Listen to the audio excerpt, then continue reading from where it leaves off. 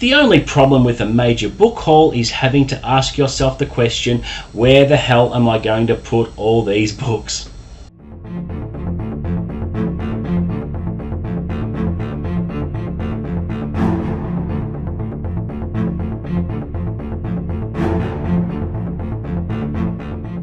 What's up guys, and welcome back to the channel. You're with Chris, and today I'm super excited to be sharing with you my first epic major book haul of 2024. I have outdone myself this time. I have gone overboard, but in a good way. So how about we kick it all off with some secondhand purchases I made recently. So let's start with a retro paperback of Sleepwalk by John Saul, an author I used to read when I was a kid. I read quite a few of his books, and I'm finding myself interested in going back over his backlist to read him again. And I recently purchased a copy of Nathaniel, and I thought I'll pick up this because it only cost me $3 at a secondhand book sale, and it was a good buy, especially with the condition it's in. The spine is pretty tight, and might save this one for Horror Mayhem, which is a fantastic reading project that will be the third time I will be participating in it. So looking forward to that. The next one I got was a really nice find actually, because this is one of my favourite books from childhood, and that is Danny, Champion of the World by Roald Dahl. This only cost me $3, and how rare it is to find a hardback copy with this cover art that I, along with a lot of people my age and from my generation, will remember from school. And someone put a now a major movie with Jeremy Irons that will promptly come off, and I'll preserve this one in plastic because coat the dust covering plastic just to preserve it, because ultra rare. This one is from 1975, and the pages are really clean and tight, and it's in a superb condition. To find one in this type of condition is unheard of, so I thought that was a fantastic find for just $3. Alright, now a couple of other childhood favourites here as well. This is where I'm really showing my age, and I picked up a couple of Tintin graphic novels, and the first one I got was Tintin and the Broken Ear. And again, a lot of people my age will remember these from when they were in school. And I also picked up a copy of The Black Island, which was one in particular I remember reading several times. And I remember at my school library, I think I ended up over a long period of time checking them all out and reading them all. And look at the back, that's the previous titles available there as well. And yeah, I smashed through them all. It's a fantastic series, and was very popular back in the day, and it's just nice to find a couple of second-hand copies to take that trip down memory lane. Alright, let's start with the first stack of purchases I made. Now, I have been looking at reading books from the Star Wars Expanded Universe. I read 3 last year. I plan on reading a lot more this year, and I managed to pick up a couple more New Jedi Order titles. So I did pick up Balance Point, which is book number 6 in the series. And I also picked up book number 7 as well, which is Conquest Part 1. There's also a Part 2 to that, but I'm slowly getting these together so that when I have finished buying them, I'll be able to start the series after I read a few more Star Wars books first, because I do feel like I'm lacking a bit of knowledge before I dive into the NJO, and looking forward to hopefully maybe later this year giving it a crack. But I'm just slowly getting each book together. I think there's about 13 in the whole series, don't quote me on that, but yeah, it'll be good to get them all together. Okay, the next one is a 1991 retro horror title by an author I haven't tried before, and that is Still Life by Joe Donnelly.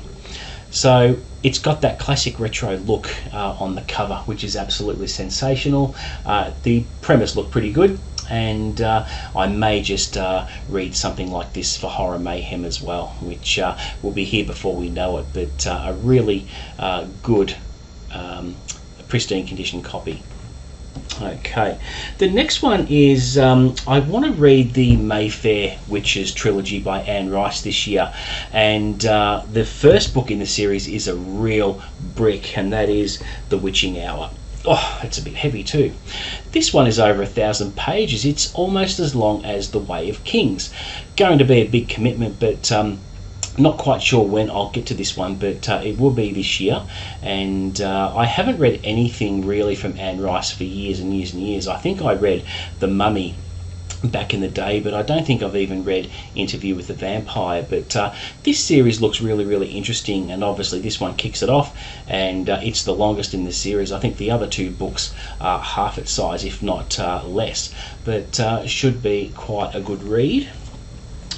Now, the next one is from an author I discovered last year for the first time, and that was Grady Hendrix, and I really enjoyed My Best Friend's Exorcism. It was a great book. It won the best cover category in my awards last year, which was fantastic, and it made me want to look through his backlist and see what else would interest me. So I decided to go with The Final Girl Support Group, which is about final girls who are the surviving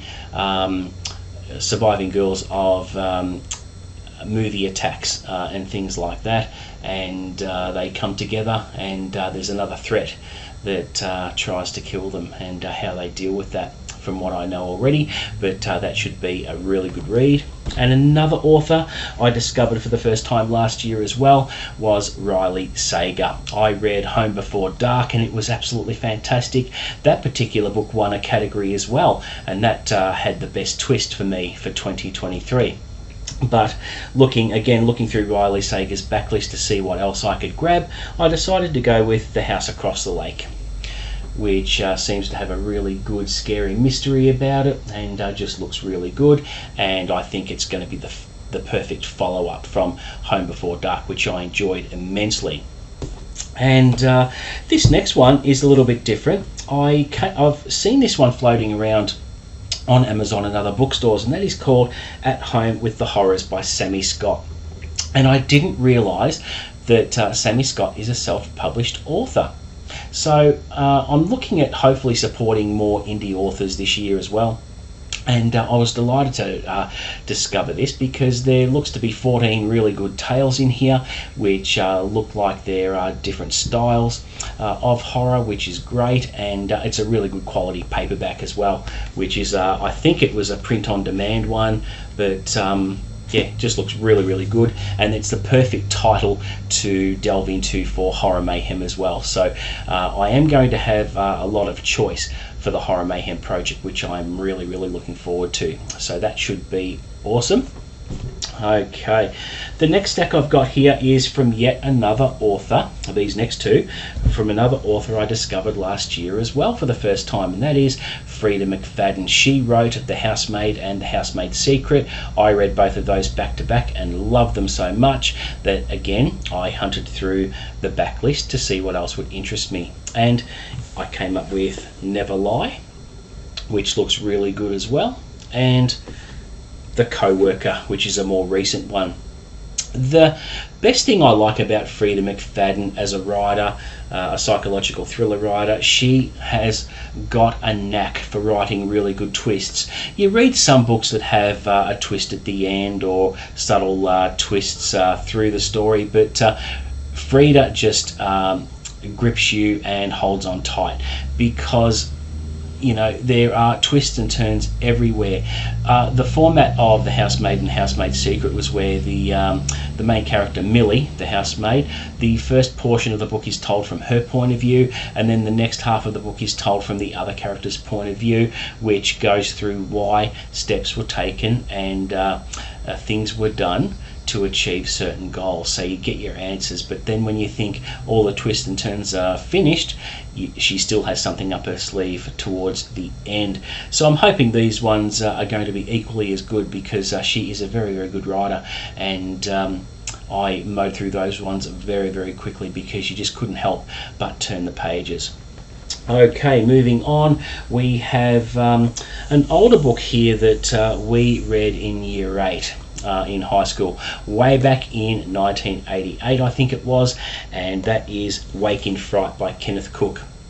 I think it got adapted, I'm not quite sure, but it's a book about a teacher, I believe, who finds himself in the desert, and he's hungover, and he makes his way into this little town which the townspeople act really strange towards him. So I think it's a scary book from what I can remember, but it's interesting because with a book like this, it sparked my memory, and sometimes as a grown adult you sometimes feel a little bit wistful and nostalgic about certain books you were made to read in high school, and how, if you read them today, how you would feel about them or appreciate them as an adult. So I'm really interested in this one. It's not a big commitment. It's about 200 pages, and I should be getting through that very quickly.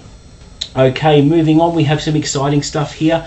This year I am going into the Cosmere, and I have made a splash into the Cosmere with The Way of Kings by Brandon Sanderson, and at the time of filming this I am almost finished, and I've been slowly pulling together all the books I need for my Cosmere journey.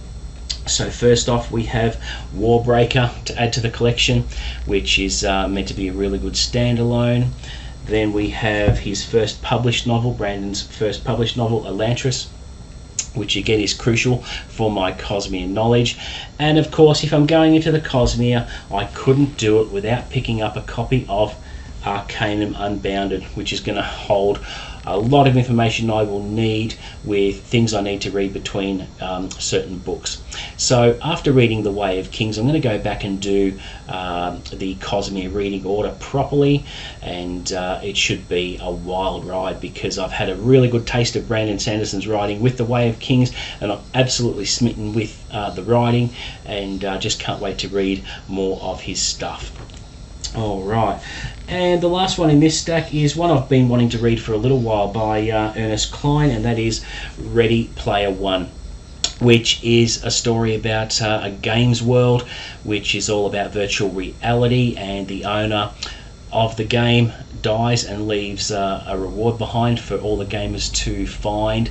There are all sorts of themes relating to pop culture from decades past in this one, so there should be quite a few Easter eggs for a ex-gener like me, and just looks really interesting. I haven't seen the adaptation yet on Netflix, so I'll read the book first and then take a look, but should be a fun read. Okay, we're nearing the end.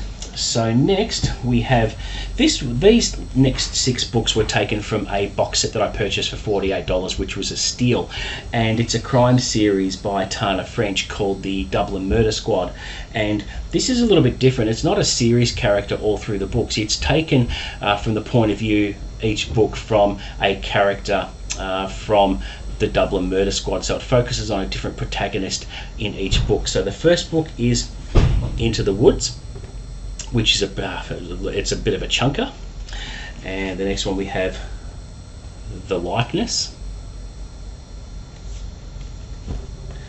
and we have Faithful Place, and we have Broken Harbour, and we have The Secret Place, and finally we have The Trespasser. So that should be good. I'm not sure when I'm going to get to this series, but it was a really good deal, and I had to get it because Tana French is an author I've been wanting to try for a little while now, so can't wait to get stuck in whenever that will be. Alright, now next we have a standalone psychological thriller called The Dinner Party. So a group of people come together for a party. I think it's a street party, and the hosts of the party, their daughter gets kidnapped. Apparently she goes missing, and the guests at the party all have something to hide. So it's all about how it's the mystery of the disappearance, and the daughter that disappeared appears on their doorstep years later holding the blanket she was abducted with. Sounds pretty cool. And the next one here is called Argyle, which is a spy thriller, and I recognised this one when I picked it up because there is a movie called Argyle with Henry Cavill in it with that ridiculous flat top haircut. I've seen the trailer to it, and this is the book that sparked the movie, I think. Don't quote me on that, but it should be a good read. And the third last in the stack, I have The Night House by Joe Nesbo, which is a standalone thriller horror novel. Joe Nesbo is renowned for writing the Harry Hole crime series. It's a Scandinavian detective series, and this one looked really good. It's only just been released and piqued my interest straight away, so can't wait to get into that one. Now, second last is a collection of short stories by Richard Chismer called The Long Way Home. Now, this isn't the first Richard Chismer collection I have read. I read a few years ago called A Long December, which was a collection of stories which I absolutely enjoyed the hell out of, because Richard Chismer in his own right is a very good writer. People will also recognise him as one of the, I think, an owner or a major contributor to Cemetery Dance publications in the States, but he's more renowned as being a long-time collaborator with Stephen King, particularly with the Gwendy's trilogy. So Gwendy's Button Box, Gwendy's Magic Feather, and Gwendy's Final Task. And he's just such a great, underrated writer. And there are heaps of stories in here, again, which will do well in Horror Mayhem. Okay, and finally we come to the end of the stack, and how couldn't I finish it with Kagan the Damned by Jonathan Mayberry, recommended by John over at Talking Story, who enjoyed the series. This one is high fantasy, and the premise just sounded really fascinating to me, and I just had to have it. And it's a really nice book. It is, the cover design's great. It's got that whispery tactility, grainy finish when you rub your palm over it, which is always nice. I think there is the second book is out at the moment, and I think he's doing a third book, which should be good. But me wanting to read more fantasy this year, I thought it was an obvious choice. But can't wait to get stuck into that one, whenever that may be. Alright, now just before I go, I just wanted to add, which I should have put at the start of the video, was that this book haul was originally going to be one where some of the titles were loose, where I had bought them in stores, but there were a lot of these that were packaged up from Amazon. And I was originally going to open them on camera, open the packages to reveal the books, but then I put a vote up on the community tab on my channel, and I asked people, do they want to see me unbox the books on camera, or do I unwrap them before filming? And 75% of the voters said, no, just unwrap them all. And 25% said, no, just save them and unwrap them on camera. So I went with the deciding vote, because a vote is a vote. If more people voted for me to unwrap the books before filming, well, I couldn't actually ignore that. So thank you for all those who voted, and I thought this was a better way of doing it as well, because sometimes I have opened books up on the channel before from their packaging, and sometimes it's a bit embarrassing when you can't actually open them properly, if you don't happen to have a pair of scissors with you, which I don't. So there you go. That is it then for my book haul, my first book haul of 2024. Not quite sure when I'm going to do another one, because I need to pull back on the reins a little bit with my spending, but it is a lot of fun when you've got an itchy mouse finger clicking away on Amazon saying, I'll take that, I'll take that, I'll take that, no worries, thank you very much. But it is a lot of fun. But as I said at the start of the video, where am I going to put all these? Some will go back up on the shelves, but I may end up with a few stacks on the floor, which won't be ideal. So I'll have to look at that problem a little bit later and see how I go. But there you go. Thank you very much for watching. Hope you enjoyed this book haul. I always love watching book hauls. Out of all the long form videos I do, these are probably my favourite videos to do, and I love watching them as well, because it's how you get to be aware of certain books, and you get to know what books are, and it influences your spending as well. But that's a good thing, I think. But thanks again. Please like and subscribe for more content, and offer up any feedback in the comments as always. But until the next video, guys, happy reading.